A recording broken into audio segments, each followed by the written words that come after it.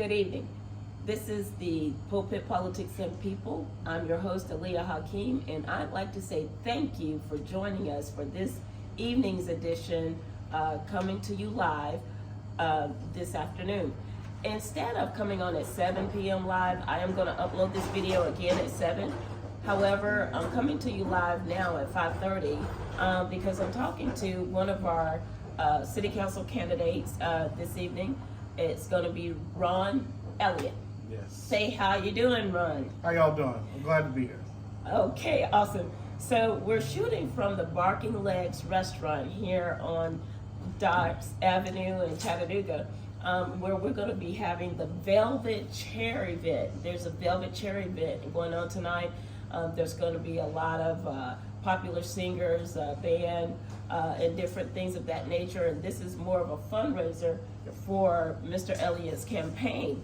Mr. Elliott is running for the city council seat for Chattanooga District 9, and he's going to tell us a little bit about that. But first, come on down if you can at 6 o'clock. The doors open at 6 o'clock for the Velvet Chair event here at the Barking Legs Performing Arts Center or Theater on Dodds Avenue here in Chattanooga. So let's go ahead and get started with the interview. We're going to talk to Mr. Ron about a host of different things. So if you think of any questions or think of any information that you didn't get from us today, we can circle back around a little bit closer to the, what do I want to say? Election. Yep. That's the word that I want to use. A little bit closer to the election so that we are able to get good information to make the best informed decisions. Okay? That is what we do here at the Pulpit, Politics, and People talk show. So now, Mr. Ron, why don't you tell us a little bit about District 9 from what you've studied and what you know, and a little bit about why you decided to run for this seat. Yeah, so District 9 encompasses Highland Park, Ridgedale, we have all of Missionary Ridge, we have 2/3 of Glenwood, we have a slither of Avondale, East Chattanooga. On the other side of the ridge, we have Eastdale, Foxwood Heights, Biltmore Community, Menlo Park. We have North and South Germantown Road corridors, Glendon, Hilltop, and we have Brainerd Road from the tunnel all the way to Ponder's Funeral Home. And so it's an interesting district. It's a very diverse district. We're a 52% Black district, 36% white. Excellent. 10% Latino, and 10% that identifies other. So, you have a broad range of folks that live here. We've called this community home for years. Yeah. You also have some very folks on different ends of the spectrum, right? I have some of Chattanooga's most affluent communities that are doing better than some. Then I have some that have really been forgotten for quite some time. And so I oftentimes get people to ask me, so how do you plan on tackling this district, or if you can, right, yeah. What are 3 things you want to get done? Yeah, yeah. You can't whittle this thing down to just 3 things, right? You have to really take it neighborhood by neighborhood, street by street, to make sure you're best representing each community, because they're very different, and you have to make sure you're being attentive to that. So you said you have a sliver of Avondale and Glenwood. Yep. Is that where the line has been drawn for District 9? So for Avondale, Chamberlain Avenue is my district for Avondale. So everything that hugs up against the ridge next to Avondale, next to Chamberlain, that's District 9. The rest of Avondale is District 8. Okay. And so that's the difference. So part of that line is District 9, and a part of that line goes into District 8. Correct. Very good. So why did you decide to run for this district? Yeah, so that's a good question. Thank you. I have been doing some form of public service or community organizing for years. Okay. Really since I came here over 10 years ago, called this place home.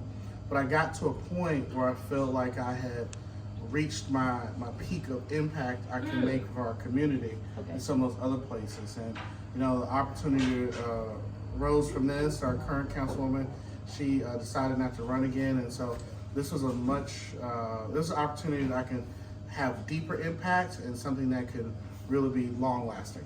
So had you noticed anything or found out anything or heard from any of the constituents in District 9 that you may be able to do, change, or, you know, put into a better order, or to make the constituents or the families and the people in District 9, make them more comfortable in their living? Yeah, I tell people this often. There's a sentiment across the board that a lot of our communities feel like they've been overlooked. Right? Okay. We see a lot of resources going to other parts of the city, and time and time again, the folks in our communities get overlooked. Whether that is traffic calming and safety measures coming out of Brainerd Road and the tunnel, whether that is tamping down crime in our communities, make sure folks aren't going to sleep with to gunshots, whether that's bringing economic opportunities in the many economic corridors we have in our district that oftentimes looks forgotten and unkept, right? And so the issues are wide and they're true. And, you know, I tell folks everyone's opinions matter. And so I'm really looking to not just lend a voice, but just really start changing the tide as to what this looks like. And I tell people often these issues didn't happen overnight, and we're not going to fix them overnight. Yeah. But if we're intentional about chipping away at our problems, we could wake up one day and start really seeing some progress. Well, so you said that you broke down for us the different percentages of nationalities, ethnicities that live in this community. Yep. One that I want to focus on is the Hispanic and Latino. Yep. You know, what kind of representation that you can give becoming a city council person, especially with this immigration law that's coming in, you know. Yep. A lot of immigrants are being put on airplanes and being shipped back by ICE back to Mexico, Guatemala, wherever they're from. How can you help with that, you know, just keeping those people here in town, because it's definitely going to affect our economy? Yeah.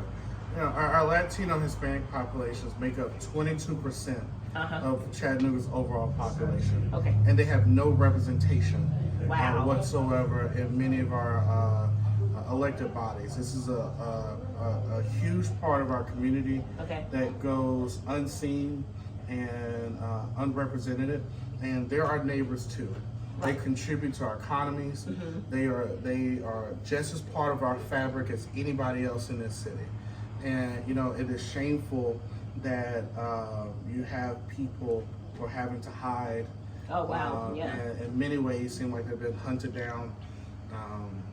What's happening now is really pulling on the fabric of humanity. And I'll be honest, I don't know to what extent I'm able to make any inroads with that in my role as city council, but I pledge to continue being a voice and deepening our ties with our community, our Latino community, to make sure that we can start bringing their voices to the conversations, and they not only have a seat at the table, but we can start working on behalf of that community as well. That's excellent.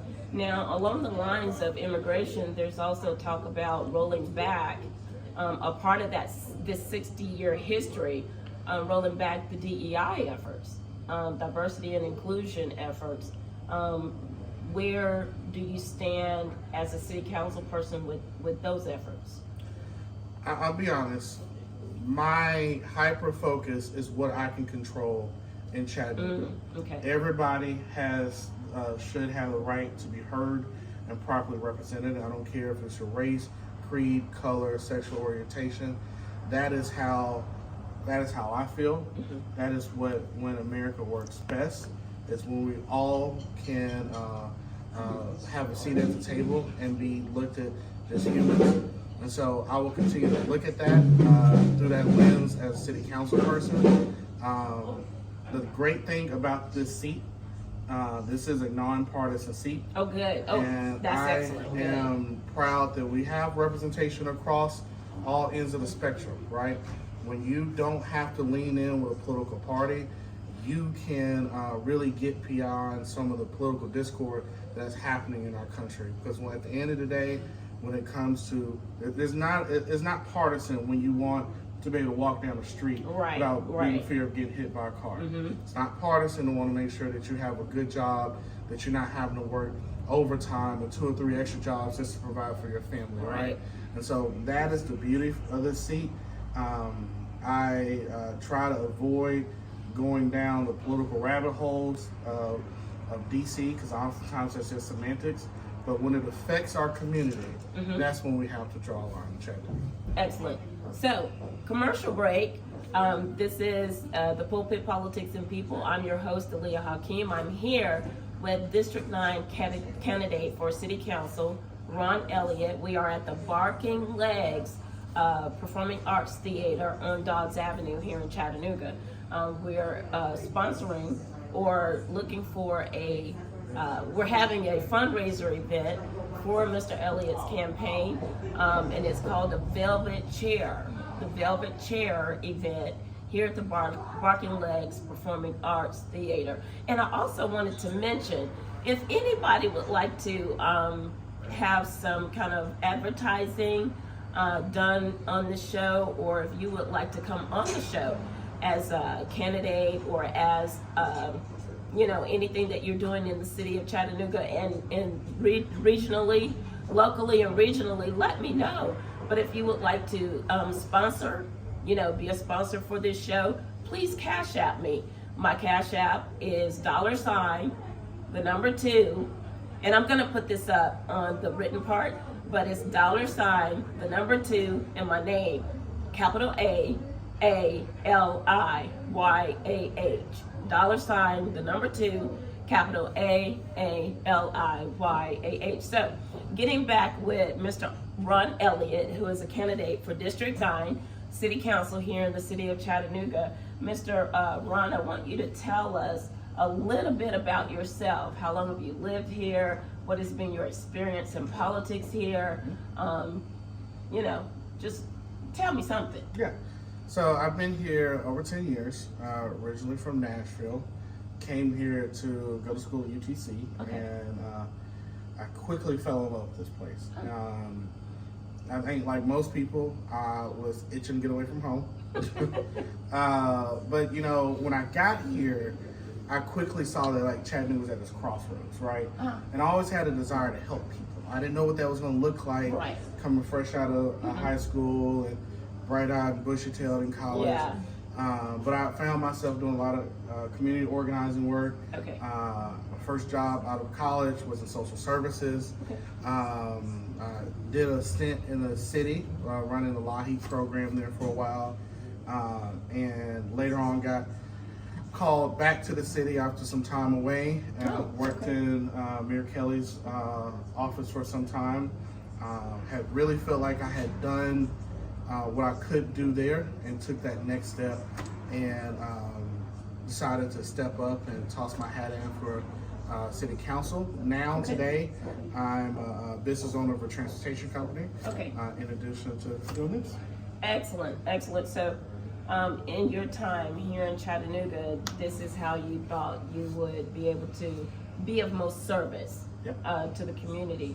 What do you think about a lot of the politics that just focused on District 9? What do you think about some of that politics that has happened already? Is it something you can build on?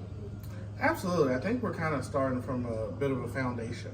There's not a lot of interest in District 9. You got a ton of interest in downtown area and whatnot. We're not building skyscrapers in District 9, but that doesn't mean we're any less deserving of quality representation or being on the forefront of conversations. And so, we have nowhere to go but up, right? And I tell people, as we grow, we just have to be intentional about what that looks like, right? To make sure that we are growing holistically for our neighborhoods, and we're leaving as few people behind as possible. So, one more time, tell us what the areas are in City Council District 9. Now, we did have the maps redrawn. I'm not sure how long ago that's been. 2022. 2022, we had the maps redrawn from between District 8 and District 9, And one of the things that I've noticed is that the line between District 8 and District 9 are very close together. Yeah, we border each other. We border each other. So the same people that are running for District 8 are not the same people running for District 9. Two different council seats. Two different council seats. So tell us one more time what those areas are for District 9. So District 9 has Highland Park, all of Highland Park, all of Ridgedale, all of Missionary Ridge, 2/3 of Glenwood, a little bit of Avondale, East Chattanooga. We have Dalewood, Foxwood Heights, Biltmore, Menlo Park, North and South Germantown Road corridors, Glendon, Hilltop, and Brainerd Road from the tunnel to Ponders Funeral Home. Okay, one more time. Tell us what the statistical numbers are for the different ethnicities or backgrounds living in the District 9 area.